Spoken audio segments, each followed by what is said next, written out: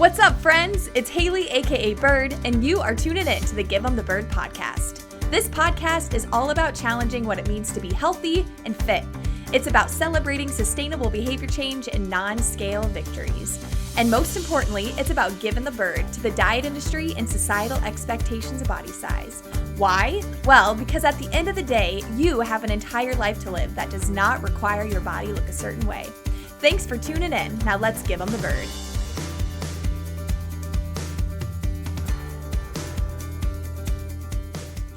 Hello, everyone, and welcome back to Give 'em the Bird. My name is Haley, aka Bird, and I have a super special Valentine's Day episode for you with my guest, Breanna Pemble. A little bit about Breanna. She has been in business since 2013 when she was in college, and she now serves on the board of directors with Pure Romance. Pure Romance is the authority in women's wellness that empowers women to feel sexy from sunup until the lights go out at night. Breanna sells Pure Romance products and offers fun parties for women that are a mix of stand-up comedy and sex ed to make women laugh while helping them feel comfortable and educated about their bodies, pleasure, and intimacy.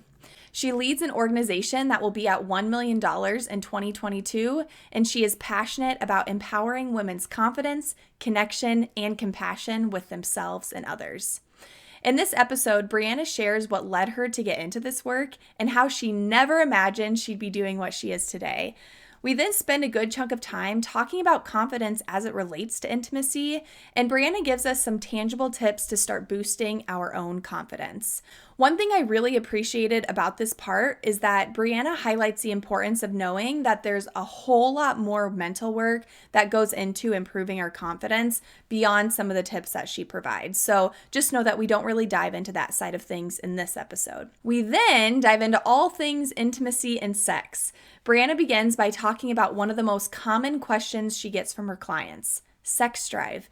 She uses an amazing and hilarious analogy to describe how some folks can be ready for sex real quick and others take some more time to warm up. I freaking love this, and I refer back to it like 4 times in the episode, so I hope that you really like it as much as I do. She also talks more about lube because she finds that this is one of the most taboo topics within the sex ed space, and that it brings about a lot of this, like, is this normal kind of questioning. We then discuss ways of getting intimate beyond just having sex, and we wrap up by talking about how deep conversations can be a great way to get intimate sexually or not sexually with our partner and others, like friends, strangers, etc. I do want to say that this conversation is between 2 heterosexual women, so it's primarily focusing around heterosexual relationships and sexual experiences between women and men. So just keep that in mind as you're listening. I really hope you enjoy this special Valentine's Day episode of GTB and learning a little bit more about confidence and intimacy as it relates to sexual well-being. Hello, Breanna, and welcome to Give 'em the Bird. Hi, Haley. I am so excited to be a part of this conversation and chat with our listeners. Oh, I am so excited too. I literally just told you how you posted your Instagram story 10, 15 minutes ago, and I saw it and I was like, oh, I really can't wait. So I'm very happy to be here. So before we dive into all things like intimacy and confidence and all the things that you do, tell listeners who you are. Give us a rundown of you. Hi, Give 'em the Bird listeners. I might be outside of who you listen to a lot on this podcast a lot, but in terms of health, my name is Breanna Pemble, and I am a partner with Pure Romance. So what that means is Pure Romance is an organization. Really, we target all women's wellness from day to night. So we go over mental health and physical health, but then also that means sexual health. And that's really why that's kind of what we're known for, is because there's a lot of mental and physical and all over aspects of health, but sexual health does not really get a lot of attention. So that's why that's really what we are known for. So what that means is we have a whole line of products that help to help women feel more comfortable with themselves. Actually, it's not just women. It doesn't matter. Men, women, 18 to 90, gay, straight, non-binary. I mean, everywhere in between.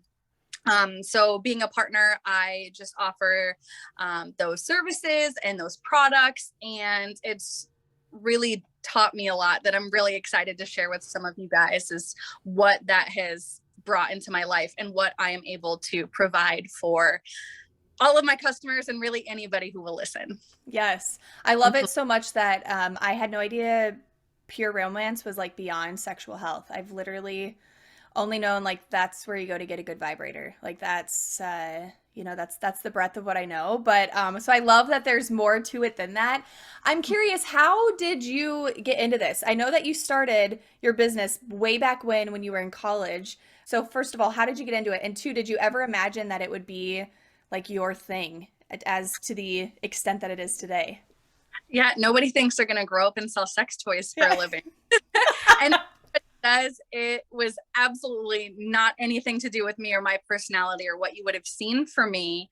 I started while I was in college. I had transferred colleges, and there were these parties. Sometimes you'll hear about a pure romance party or get invited, and all I thought as well was sex parties, sex toys, like penises. So I had gotten invited, and I was like, absolutely not. I am not going to one of those like that. No way. And a friend of mine, really my only friend in the area at that time when I had transferred, is beautiful and sweet. She is one of the most awkward people on the whole entire planet.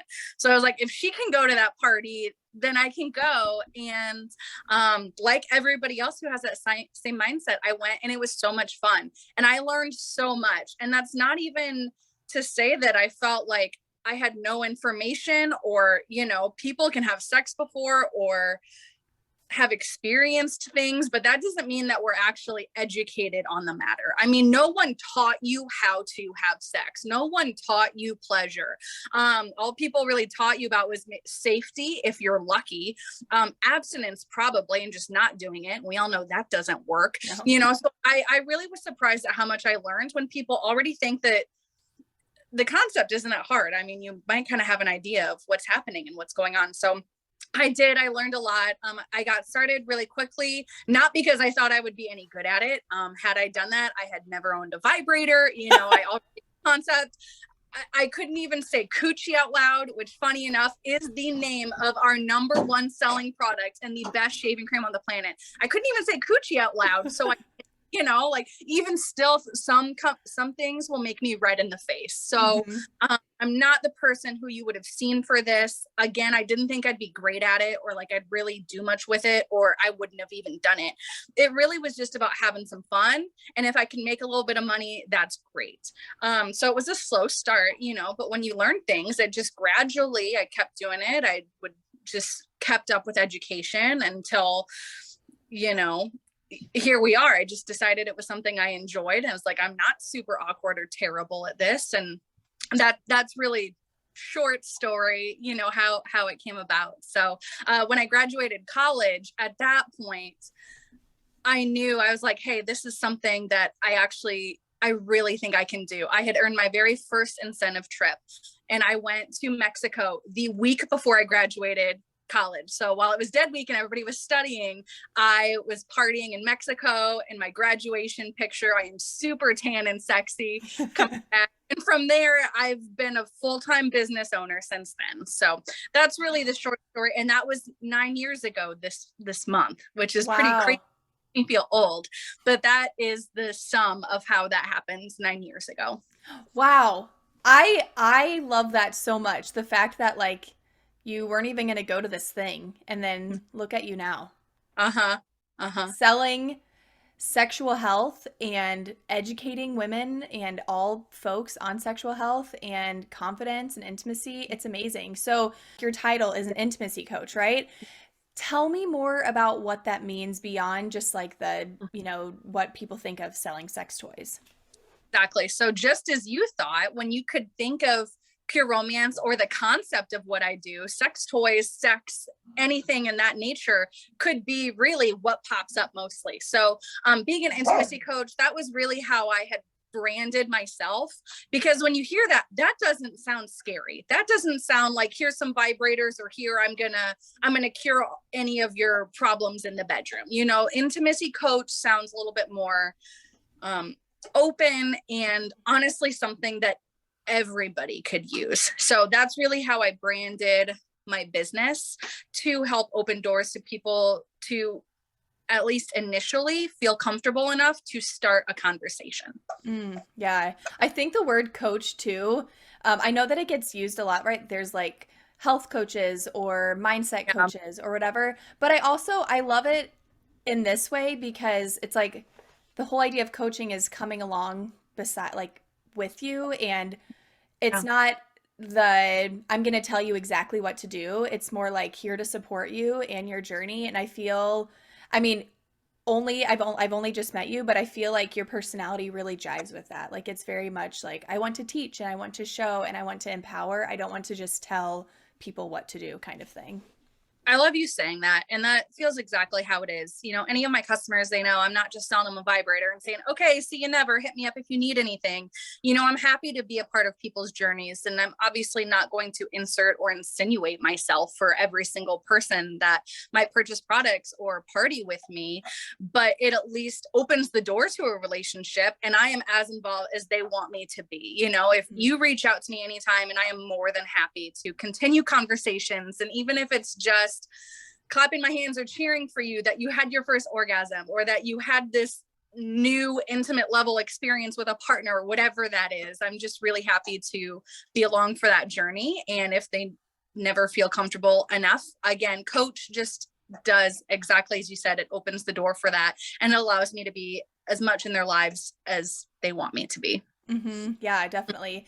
So speaking of journey, now you do a lot of like on your Instagram, a lot of information about like confidence tips, which is you exude confidence. I mean, for one, we were talking about Ivy, who does your brand photos. Shout out Yeah. to Ivy Towler, amazing. Um, and so her work is just, she's incredible. But I can like feel your confidence through the phone, through the photo. It's amazing. And I'm really curious to know like what has your journey been like with confidence or with your body, especially since, this podcast is really all about kind of challenging ideas of what it means to be like healthy and fit and societal expectations for body size. I'm curious what your journey with confidence or with body image has maybe looked like through your life. Yeah, that's a great question. And that's something a lot of people have a question about is because they think maybe doing this business that I have, they think, oh, so you must be really good at sex. You must be super confident. And it's not so much that getting quote unquote good at sex, like, oh, if you do this position or do this, then it's going to be better. It's nothing like that. Or that all of a sudden, your confidence is skyrocketed up here. It is, as you said, a journey, which is something that you get to talk to your listeners about in every single episode.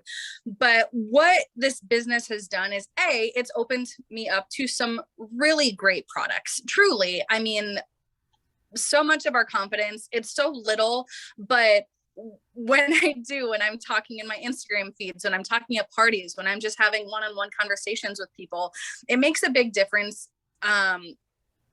And it's so complex, truly, right? So we could talk forever, but if my legs are hairy and I feel bloated, I mean, I just ate pizza. It's like, hey, don't touch me. Like, I just am not feeling good about myself. But every woman knows that when you are wearing a matching bra and panties or something cute underneath, because this exudes confidence, always have to have something underneath your clothes and your legs feel really soft and it's just like, hey babe, feel, and you put your leg up, that's a new level of confidence. So it's just so many simple things like that, but then there are deeper, more complex things, and what comes with that is honestly just education and continuing to absorb good content. So good content being your podcast. Anybody that is on this confidence journey understands that it's not just like you're here and then you get all the way up here and you made it. It is, but I actually love to use the example is being confident, having motivation, anything to that nature. It's just like taking a shower or brushing your teeth or even working out. I mean, you could get to your ideal, most perfect body, which whatever, you could have the absolute most perfectly clean teeth. You could be completely showered off, but if you don't keep doing it, you're going to lose it. And then it doesn't matter. You had it, now you lost it. So it's the same thing with confidence is, I do consider myself overall, I'm a pretty confident person. Not always. Not, I have moments where I look in the mirror and be like, well, that, that could be better, or something after of what I eat. And I'm like, oh, I don't feel very good.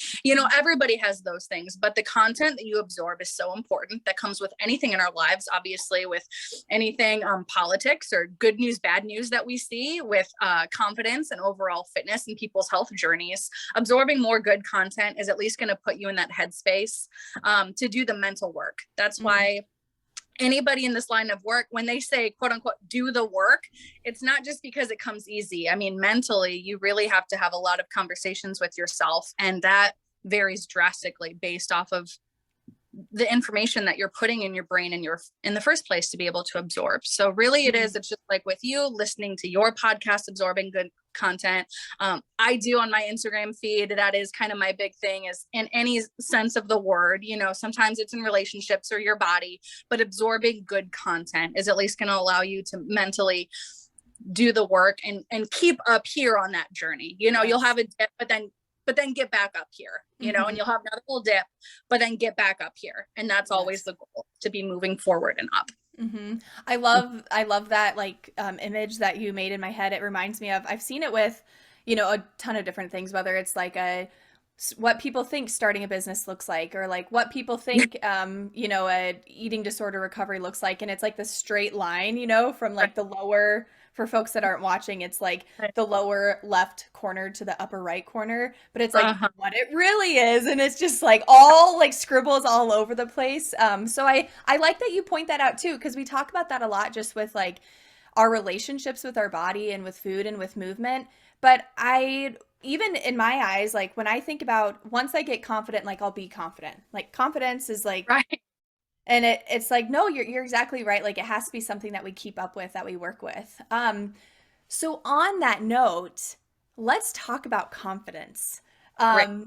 What, I don't even know where to start, being that I'm not like a super I mean, I feel like I'm fairly I'm confident with like my personality for sure. Haven't always been. But I'm curious, what are like some confidence boosting tips, or even like a first step thing that you would encourage people to do to start building that confidence? Great.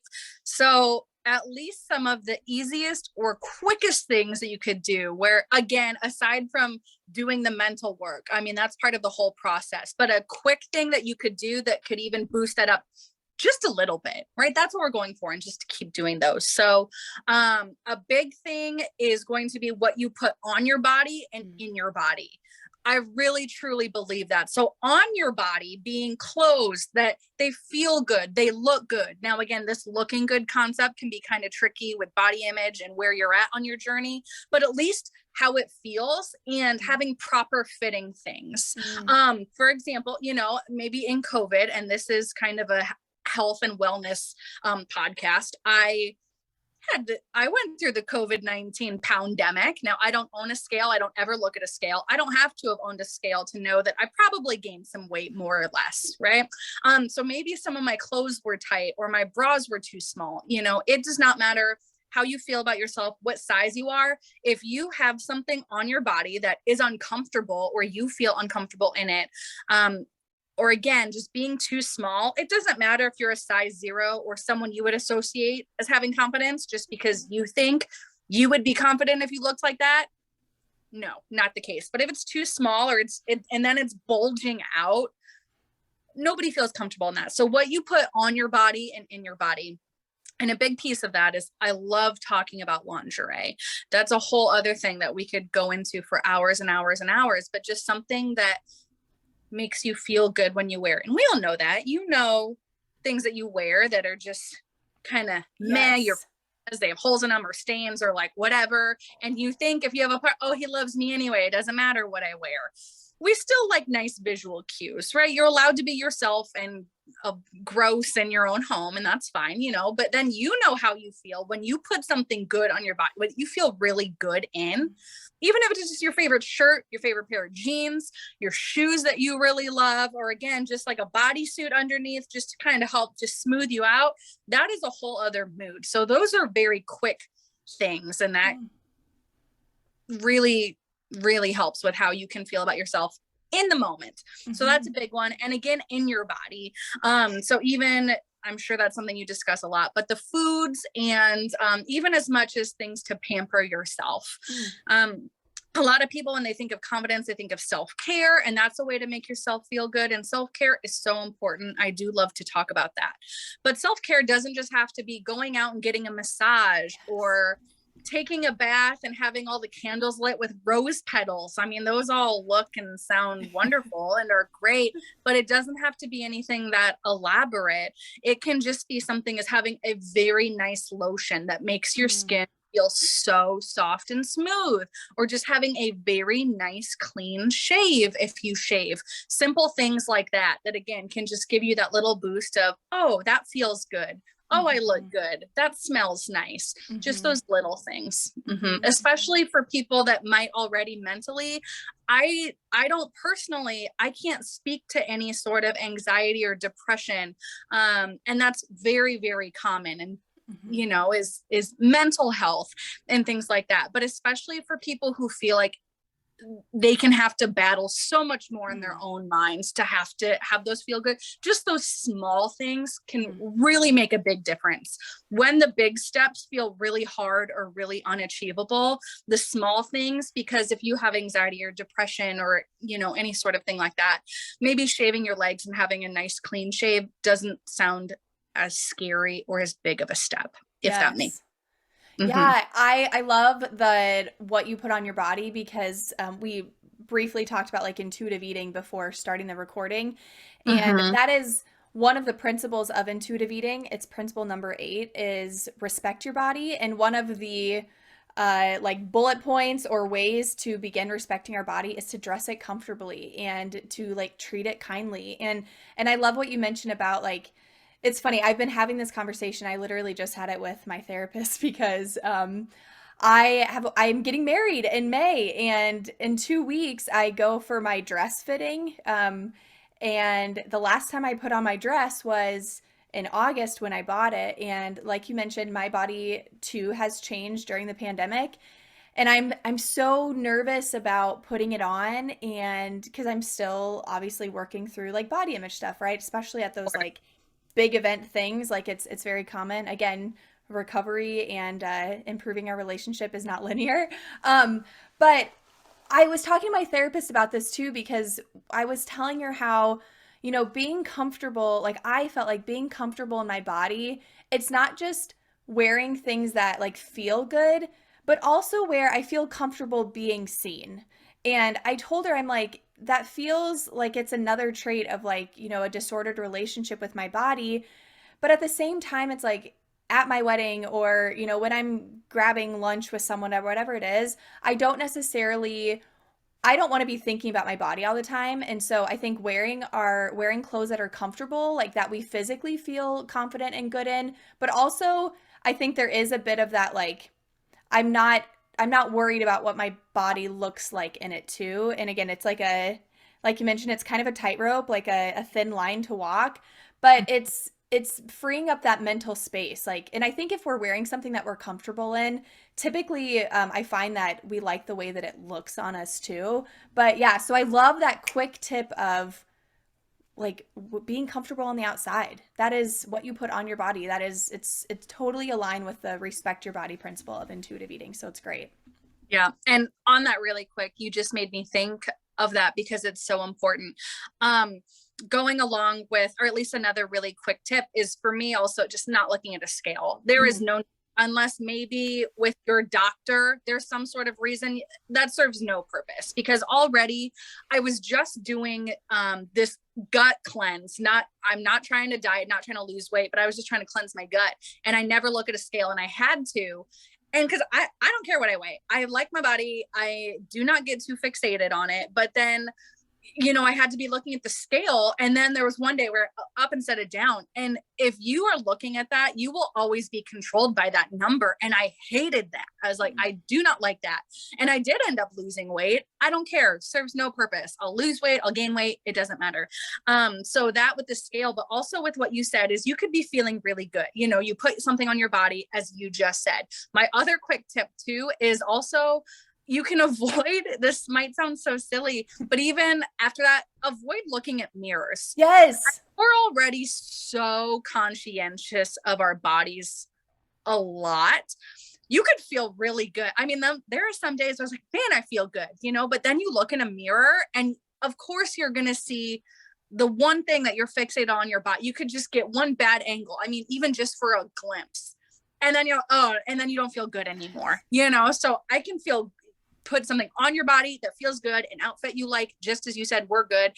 And then you don't need to look at a mirror and you can carry that attitude with you. So that's also true. Really quick thing. I did just share some really quick, simple thing. And that was one of them. There's no need. If you feel good, you don't need to look. You're good. So yeah, amen to both of those things. Like the non-scale, that is what GTB is all about. And I find that too when we, like with fitness, for example, because that's really like my bread and butter.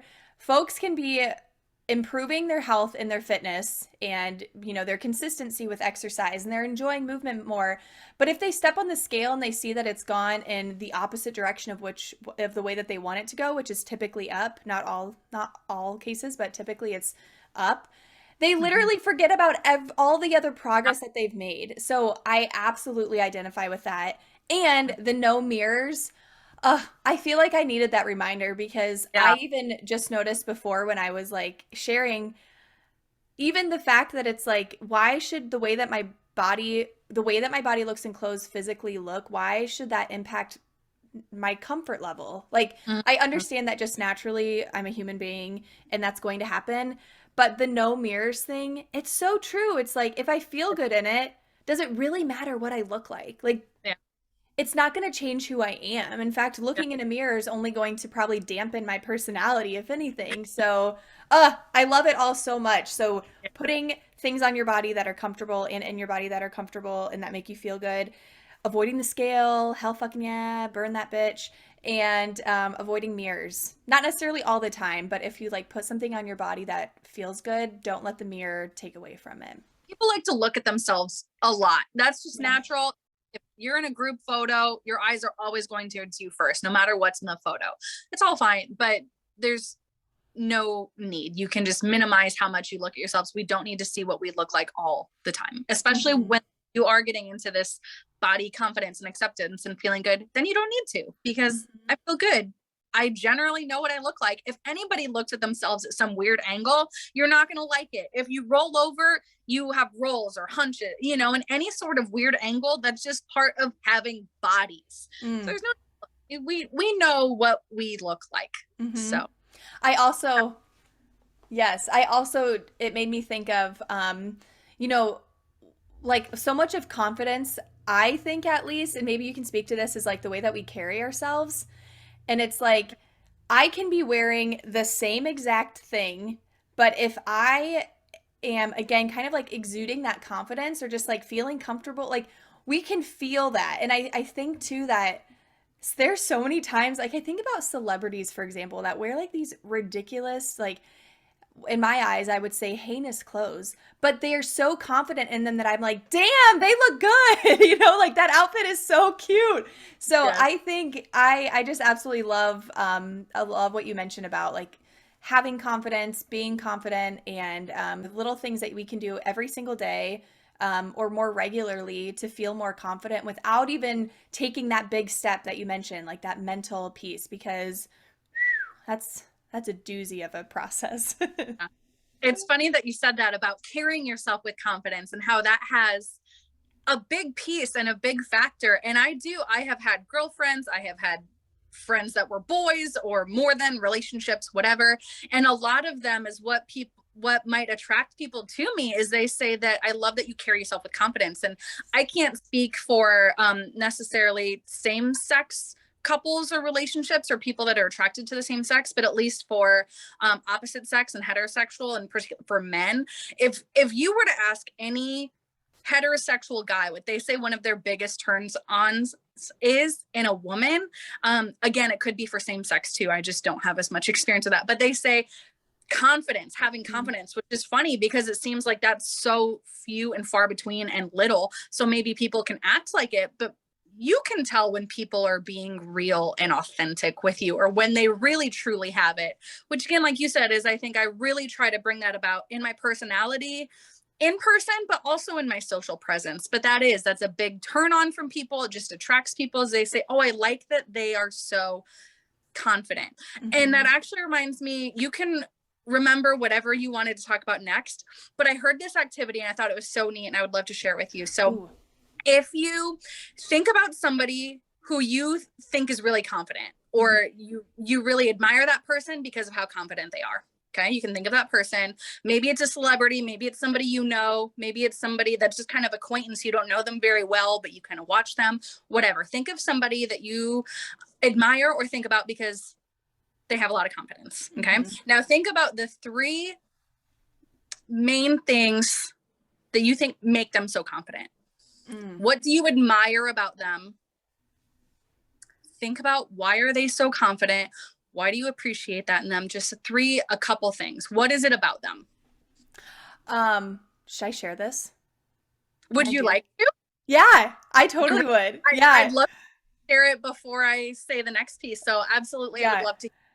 So the person that comes to mind is my older sister, Leslie. She is just like, I always say, she's the queen of confidence. And what makes her so, like, in my eyes, so confident, she's absolutely beautiful. Like, both my sisters are, they're beautiful, like physically attractive. Like, I think they are so beautiful. And the other thing that popped into my head was, she's just a badass. Like, and it's literally how she carries herself. Like, she will wear whatever she wants, and she does not give two shits about what people think. And I think it's like, oh my God, it's amazing. So yes, shout out Leslie. I love you. Leslie, Haley's sister. Wonderful. So now I would love to share with you the second piece of that, or at least where the punchline is, so to speak, is, so when you think about that person and why they're so confident and what makes them so confident in those couple things, when you think of Leslie and those couple things that make her so confident, when you feel those things, you are your most confident. So what you see or appreciate in somebody else, that is when you are your most confident, when you are wearing what you want and don't care what anybody thinks, right? And you're feeling badass. And when you're your least confident, you're not those things. Right? So when I did this activity, I thought about it. I thought myself, I was like, that's kind of a cop out. So I also thought Lizzo, right? Celebrity. At least from her presence, those were kind of what I thought. And so for Lizzo's sake, we'll say, is I love that she accepts her body no matter what people think.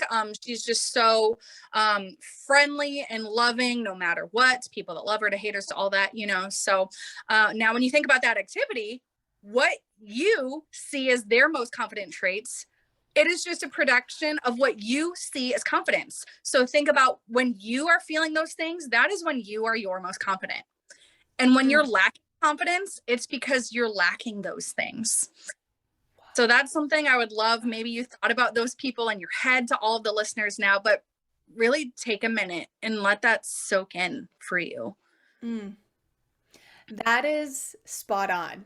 Yeah, it is. It's crazy. I mean, that's never not been the case, because it's what confidence looks like for you. That's how you see it. So when you see it in other people, you know, because maybe Leslie, she doesn't feel confident when I'm sure she does, you know, her sister. I mean, but honestly, you know, those people could see confidence as something else, or we even said kind of different things. You know, it looks different to different people, but it's just a portrayal of what you see. So when you are those things, that's when you are feeling confident. When you are not those things, you are really lacking confidence. So again, that's what have in your mental arsenal when you're doing the work and going through your body confidence journey and all that, just having that as knowledge. I love that activity so much, and I'm literally thinking, like, okay, how can I maximize my badassness? Like, yes, that capitalize on those things. How can I be those things more? What leads me to when I'm not those things? What happened? Why do I feel this way? How can I get out of this quickly? Right? Again, just information to have at your arsenal. It's human. It's going to happen. Right? But again, you know, we can be up here and confident. You can fall down here really quick, but now we want to get back up here. Right? On that roller coaster, we at least want to be riding up here and not down here. Yes, yes. Oh, Yeah. I love that activity so much, and I can see myself trying to use it with folks too because I love visualization, so that's so powerful. It also Um, is each individual person, because it's hard to talk about confidence, but that means so many different things for different people, or loving your body. I mean, wow. that's why this issue is so complex, and you could just talk for podcasts and hours and days and years and forever, but it Mhm. doesn't really matter except for what it means for the individual person who you're trying to talk to about it. Impact, yeah. Oh, wow. That is so freaking powerful.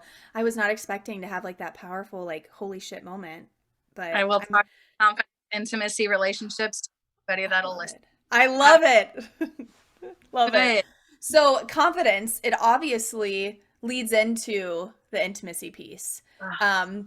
And so one of the questions that I really wanted to ask you, well, I mean, kind of, there's a bunch of other questions that are going to come from it, but like, what are some of the common questions that you get regarding sex and intimacy? Or like, there's so many questions. I'm like, There I'm not, are. so I feel like what's the most important information that you want to share or answers to common questions that you get? Just like, I want you to spill it all right now. I'm so Yeah. excited. So are we ready to really get intimate? We're gonna peel back and go to, the types of the conversations where people kind of stop and they're like, oh, and you don't know how to have these anymore. And so they don't, and they're avoided. So we're gonna get more into intimacy, and we're gonna talk sex too, because that's not just a hard conversation, but that's fun and everybody likes it and wants to Yes. do it better and have, it just the good stuff too. So when you ask me that, and I've been able to think about this before having this talk today, because I wanted everybody to be able to get the most amount that they could out of it. And the biggest thing is, when somebody is approaching the topic of intimacy, is the concept of sex drives, more or less. So that's really what we're going to dive into a little bit, because people think if they have a low drive, if their partner has a high drive, if they don't match up, just any sort of conversation about the idea of a sex drive, that is not common knowledge. I mean, what do you do? Right. So that's the biggest thing. So I do want to, when we talk about sex drive, a big piece of that is going to be how you feel about yourself, which is already what we've been talking about. So there are so many different layers to the idea of having a sex drive or desiring intimacy with a partner. And it's tough because so many people, words that I hate hearing, but it's so common, is people will, any sort of talk like this, they'll think, is this normal? Is this Mm. not, like that concept. And so I do want to say from the very beginning, there is no normal. I mean, there is none. Okay. But on the contrary, know that you are never alone. No one is ever isolated in any sort of scenario or concerns that they have. Okay. There is no normal. Okay. That's a very easy cop out to be like, oh, well, it's just normal, as if then you don't have to put any effort in. Okay. So there is no normal if you like it or if you don't, or whatever happens.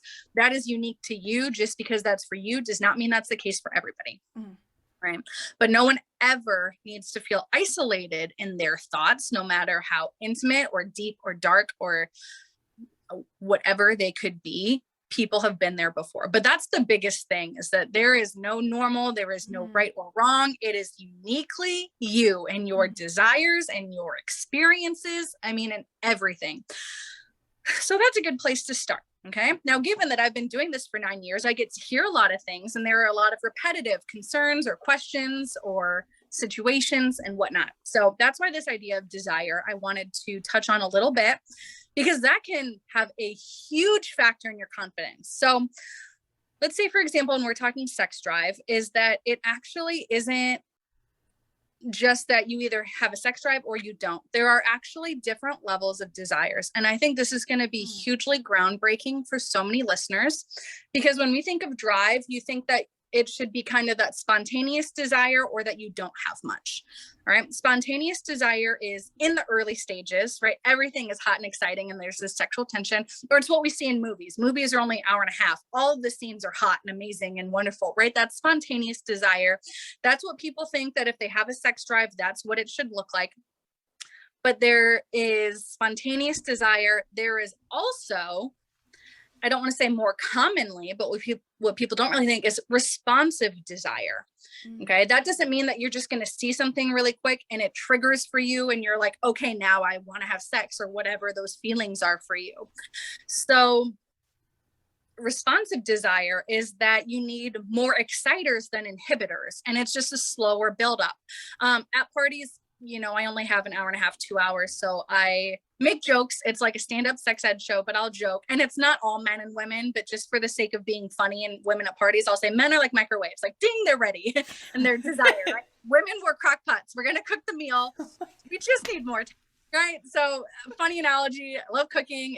It's a hoot. Now it's obviously not just men and women, again, just for the sake of having a joke, but truly that's like spontaneous desire versus responsive desire. Spontaneous desire is whoever's in the relationship, and ding, I mean, they can be hungry. Let's say, I say men are fueled. They're either hungry or horny, right? They could be hungry, ready for dinner, in the mood, whatever. And then ding, I mean, they're ready right now. Okay. Yes. Somebody else could be hungry or ready for dinner or, intimate time, but then you got to turn the crock pot on and it's got to warm up. Right. So that's takes 6 to 8 hours. That's exactly right. I say sex starts in the morning, right? It is a whole attitude. So I think the reason why this can be so helpful for listeners is because if they think that they don't have spontaneous desire, or if their partner does, then something's wrong with them, or just that, I don't know, it's not for them, or they're not in the mood, or whatever. And especially if you are in a relationship, if it's a monogamous relationship, which most people are, that's just kind of like the standard, is that you're the only two people having sex together is for people in the relationship. And if somebody is spontaneous and somebody is responsive, if you're ever in a monogamous relationship, you're never going to be in the mood at the same time every single time. Naturally somebody's going to and somebody's not. And maybe with two people, somebody is going to more or less, right? That's just in any relationship. Take all of the complexities out of it with the different types of desire. Somebody's in the mood and somebody's not. So really the compromise is, what are you going to do about it? What's allowed? What is okay in the relationship? What are you not okay with? Right? That. And the issue is that if it tends to be the same people initiating or in the mood, or somebody else isn't, the things that people can feel is that whoever is in the mood more can think, okay, well, maybe they aren't attracted to me. My advances are just going to get rejected. So why should I even try? And is that not going to affect your confidence? Absolutely. Right. Or for the person who maybe doesn't have the desire as much. Now, again, we'll talk more about increasing exciters and reducing inhibitors, because that's just human nature. Right. Yes.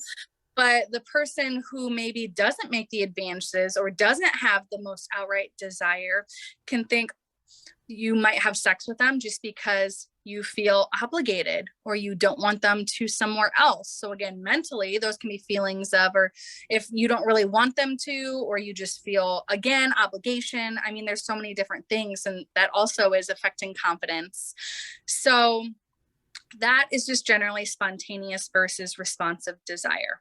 Okay. Now, if it is more responsive, or even if you don't feel like you're hungry and then ding, you're ready to eat, if you are more of that crock pot, it's just human nature where if you're not in the mood right away, there's so many different things I teach and that I offer to say, maybe you're not right now, but relationships are work, right? I think, and even your sexual relationship and having sex with a partner can be work sometimes, but maybe you're not in the mood, but sometimes you want to have sex. Sometimes it's just doing the things that you have to do. If we do want to be more fit, we know we better just eat some veggies and move our bodies. Like, we know we have to do that, even if you don't want to sometimes. So even in the sexual relationship, it just means maybe you just have to get yourself started. That's completely normal. That's responsive. It's not just like, oh, I'm in the mood right now. Let's go. Yes. All right. So exciters are things that are at least going to help your hot button, is how I like to refer to it, or is, again, heat up. Literally and metaphorically. So exciters can be things. Let's actually start with inhibitors, because those are the stuff, right? you had a hard day, you got a rough phone call or some bad news or something, right? You get home, you've got a long to-do list. You have to take care of the pets and you have to take care of the kids and this and those are all inhibitors. And then if you're laying in bed, maybe watching TV instead of sparking conversation together, that's an inhibitor. Well, a kid walks in at all moments, that's an inhibitor. There are so many things that can inhibit that eroticism and that spark to be going and that sexual intimacy, right? But that is where you need more exciters. We're all going to have inhibitors, but we need more exciters. So that could be something like maybe taking a shower, right? Putting something on your body, in your body that makes you feel good. Maybe that is, putting on a new piece of lingerie. Maybe that's lighting some candles, dimming the lights, activating all of your senses. Putting your favorite candle or perfumes that make you smell and are exciting. Maybe that is, it doesn't just have to be at night. Again, sex starts in the morning, really, especially for people that know they have a more responsive desire or they aren't necessarily going to just be in the mood right now. So also understanding if you do have a partner, how your partner responds to desire and knowing it's not that maybe they don't find you physically attractive or mentally attractive, but you can send them a text while they're away and say, I have your favorite vibrator charged. I can't wait for some alone time with you. I mean, is that not exciting? That would do the trick. Or it's just like, I bought you this new piece of lingerie that I can't wait to admire your beauty in it. Exciters like that, where so that's hearing things from your partner, and your partner is the biggest person who can give them to you, but you also can give them to yourself. If, for example, if you're like, oh, well, they don't text me during the day, like, how do I get them to do that? Well, talk to them, tell them. Right. I love to say that if you can talk to a partner and if it means that you can have more intimate experiences together and better intimate experiences together, they want to do it or figure out how to make that happen for you. So if you can tell them that, hey, if you send me these things, or for men, they're easy because men are visual. If you say, hey, if you send me a picture while I'm at work, like that'll do the trick. Or, being able to have those conversations about exciters that work for you. But even if that means listening to something, TV, or honestly watching porn, ethical porn, or listening to a saucy book or thing on tape. I mean, there are things that can work and that's something you can learn about yourself. But again, the idea of normal can get tossed around. Oh, I have kids or I'm old, so it's normal that maybe sex dies out, or you go from having sex a couple times a week to a couple times a month to whatever that normalcy is for you. But that's an easy cop out, right? We have kids, so we can't have sex. We're old, we've been together for 30 years, so whatever. It's easy to use those cop outs to not do it. But if you can still exhibit those exciters and get those for a partner, but also know how to do them for yourselves, it's okay if you don't feel hot right now. I mean, we're having a great conversation. There's nothing about arousal. We're just stimulating our minds and learning. But, when we hang up, I mean, we can either do something for ourselves to increase those exciters or a partner. And that's going to help the inhibitors, where you can get past any inhibitors. And I like to say that when people like to cop out to what can be seen as normal, so to speak, is I know so many people, those are just easy ones. That's why those were the biggest examples. I know people that have so many kids and they've been together 30, 40 something years and they have amazing, wonderful, incredible sex lives and they are so intimate with each other. So it's not the cop out. Again, that is unique for you. That's not to say that that is the case for everyone. Yes. So that's really big with desire. And I mean, that can just go in so many different directions, but yes. Yeah, I think that what you mentioned, like right off the bat about like what is normal, and there's no normal, because what's normal for me is different than what's normal for you. And that the spontaneous, like what are the two different ones? Spontaneous is like that movie love or new relationship. But then, spontaneous. And then there's responsive, which just means you're responding to the things in your environment, in your mind, and in your body. So spontaneous is that like the microwave, the ding, right? Yeah. Yes. Like, I think that is so true about what you mentioned about what we see, like what society says is normal or what society says is like healthy sex, or even like what sex has to look like. I love so much that you point that out, because again, this podcast is all about challenging societal expectations. And I Mm-hmm. feel like there are totally I've only talked to like primarily women about it, but there's totally people out there who are like, we only do it X amount of times, or we don't do that stuff, or we only do this, or we do this stuff. And then they hear or they see things online, whatever it might be, and it's like, oh my gosh, I'm not normal. And then it just totally kills their whole vibe, and then Yeah. goes back to that confidence piece too. So I think knowing that nothing is normal, and also knowing the different like types of desires, really really crucial. And I can see how that could really help people in knowing that, and like their partnership and their relationship grow. Yeah. Because if you have some easy cop out, or there's so many different things that even can just affect your sex drive, doesn't matter what you would type your desire as, but there are birth controls or medications. Your stress level plays a huge factor with arousal and lubrication and all of the factors that go into your body that getting you prepared for sexual activity. But it's really easy to have a cop out like, oh, well, my birth control lowers my sex drive, or, oh, well, he works a lot, we work a lot, we don't have a lot of time together.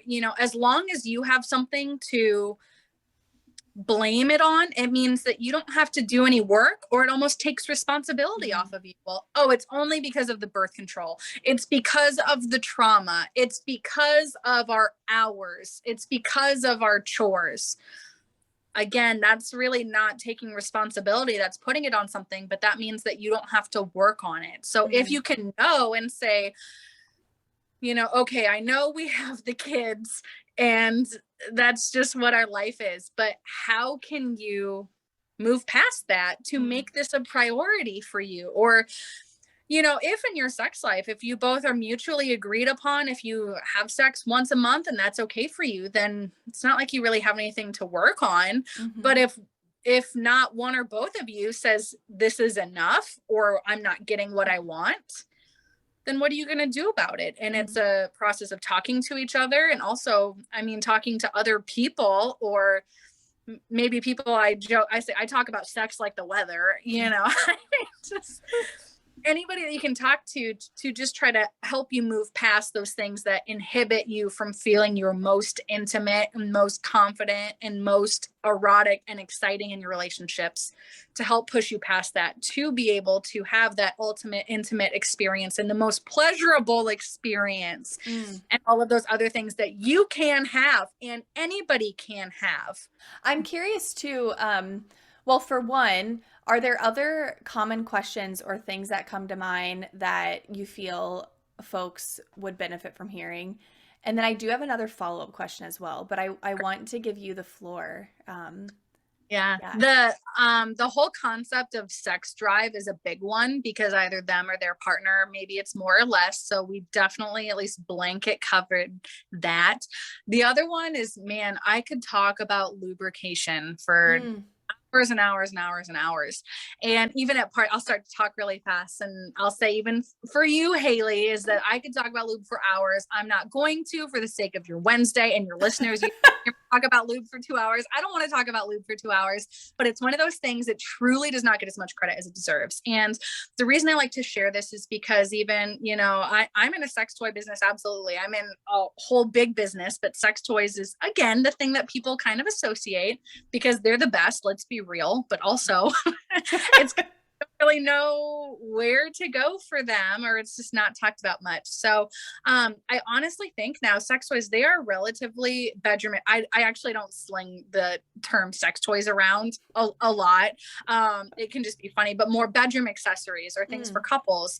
But I honestly think more taboo than that, because those are relatively accepted. If you've tried a vibrator, they're amazing. And especially if you're having sex with one person or even yourself, if you're just trying to have the best experience possible or most pleasurable, that's all you're trying to do. Is why not? You can have, whatever kind of sex. Is that going to make you want to have more?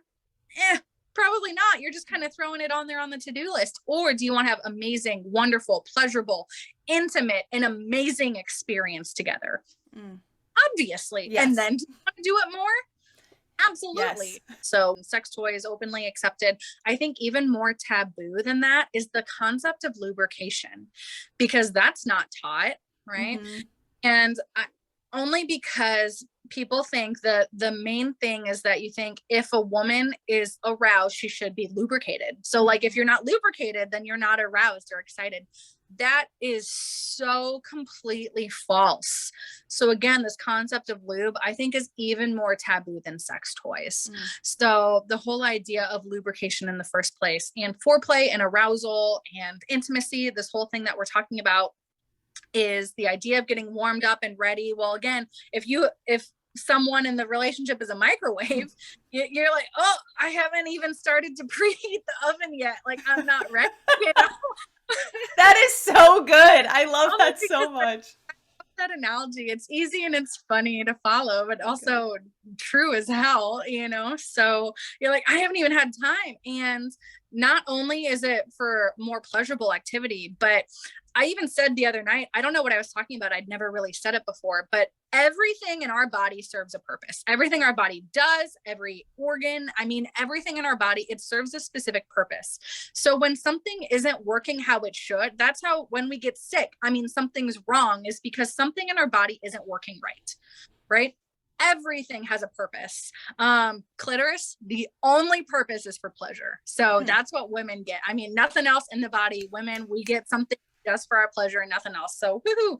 Yes. But everything serves a function. So just the idea and concept of vulvas and vaginas lubricating before sexual activity, it's not doing that just because, oh, we think this might feel good. Like, why not? Let's just lube up because that'd be a cool thing to do. No, it is because it is absolutely necessary for insertion, because it's for your overall body's sexual wellness and protection and health. So spit is not lube. I've had people request for koozies. That's just kind of my thing. Oh my God. That say spit is not lube. It is not lube. If it doesn't fit, don't use your spit. Like, no, no, no. And also there's a lot of bad lubes and things out there. Our bodies generally are very sensitive. That's why I like talking about the concept of putting things on and in your body that feel good. Obviously, if our bodies are sensitive, let alone vaginas. Vaginas are really, really sensitive. So you don't want to put anything that doesn't belong or is going to make you act up.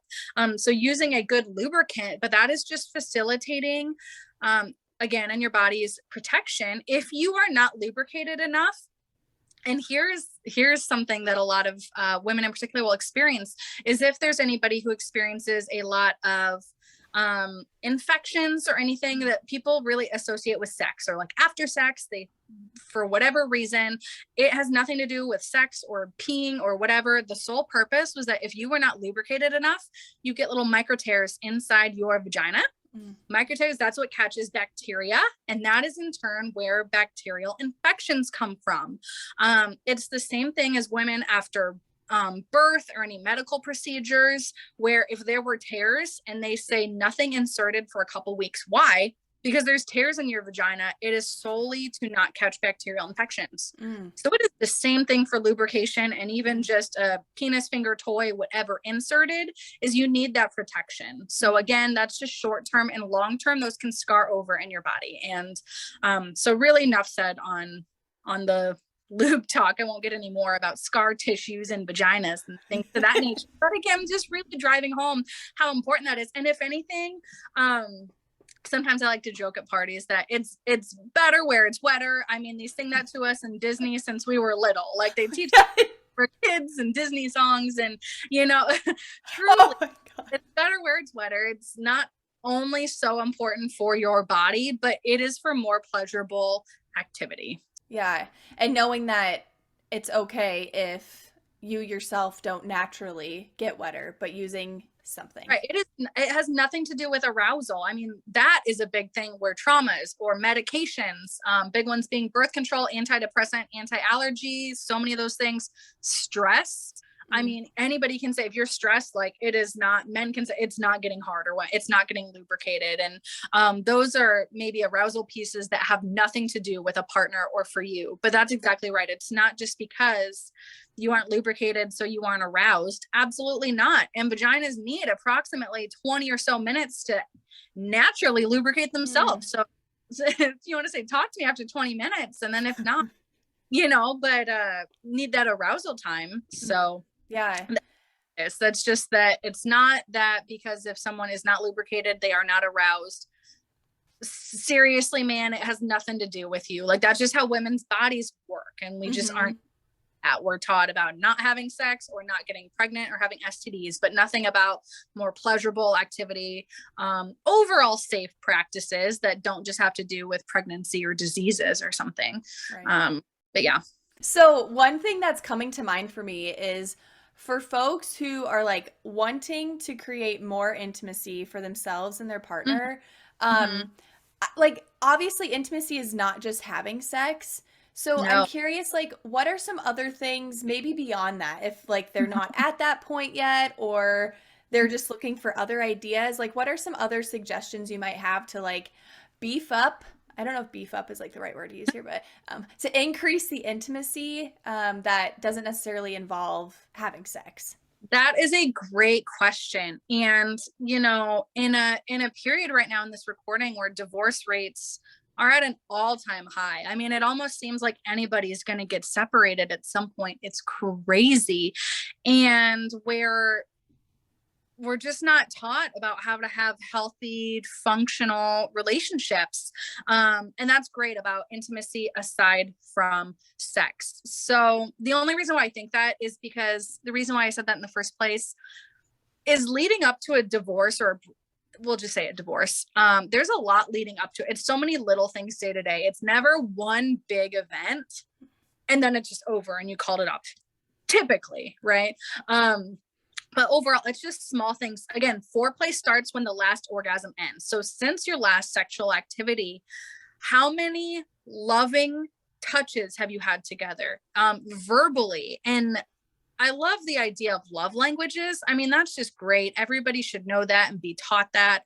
I really don't think about it that much, but at least in terms of relaying it to people, I mean, words of affirmation is a big one. So even just verbally saying nice things as opposed to just being roommates or living together. If you are in a relationship, a monogamous relationship, so to speak, but just saying loving things, loving touch that have nothing to do with sex, but just hand holding or just intimate touches, a head on the shoulder, all of those things are putting our five senses into action in loving, intimate ways that are not just having sex, maybe making just really joking, sexual innuendos or being goofy. I mean, you can be completely goofy and make a sex joke and laugh and be intimate together, and there were no actions required, just whatever like for you, but utilizing all of the senses. So again, listening and saying nice things, sight. And again, this goes with when I talk about lingerie a lot or with partners and they say they love me as I am and whatever I'm wearing. And obviously they should. I mean, if they didn't, you shouldn't be with them. Absolutely, right? But I say, especially for men, their rational brain is not going to be like, oh, I'm really upset that you bought that lingerie and you dressed up really nice. Like, I don't like that. Yeah, no, and again, we still need visual cues too to help spark those erotic senses and to help with those exciters. Is visual. Our sights matter, and smell, even you could know what your partner's favorite scent is, or they could know yours. And that's just something, because I thought of you, I know you like the smell, and smelling good.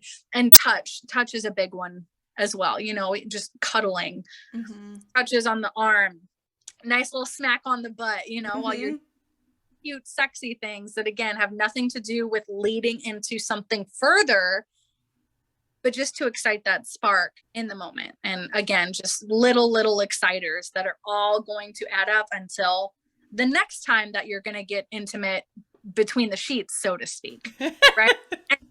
And those sexual acts as well. But there's a lot in intimate. And I also think of intimacy, not even in those things, but having really deep conversations. Yes. And that can be very intimate. There is no touch, cute, sight, sound, smells, or whatever in there, but really intimate, deep conversations can really raise the bar higher or lower, right? So I do think of conversations, and that can be hard for people, but hopefully with what we've talked about today, it at least has you a little bit more open. Maybe we do another episode at some point about being able to really talk with a partner, because you can hear all of this and that's great, but maybe now the idea of going and trying to approach them and have a really deep, intimate conversation, and you're like, that makes me so uncomfortable or awkward, I wouldn't even know what to say, they're not going to listen, they're not going to take me seriously, I mean, all of that. But that's another level of intimacy, especially in somebody that you're in a real partnership with, is having very deep conversation. Yeah, I love all of those so much. And I think that you don't have to be having sex necessarily every single day. Like, in that intimacy doesn't even have to be like sex related. It can, again, it can be, I think about, because Tyler and I have taken the love languages before too. Yeah. And mine Yeah. is physical touch, but Nice. his is the acts of service. So even things like unloading and reloading the dishwasher, or like folding his laundry, because no, I do not do his laundry, he does it himself.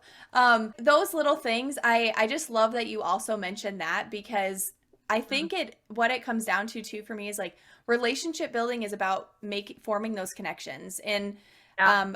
all those little instances, you don't have to be physically connected, in sex in order to be building those connections. And what you mentioned about the intimate conversations, I have an example of this. Tyler and I will take our dogs outside of town, and we just like let them run. It's actually the bike path that like goes between Solon and Ely.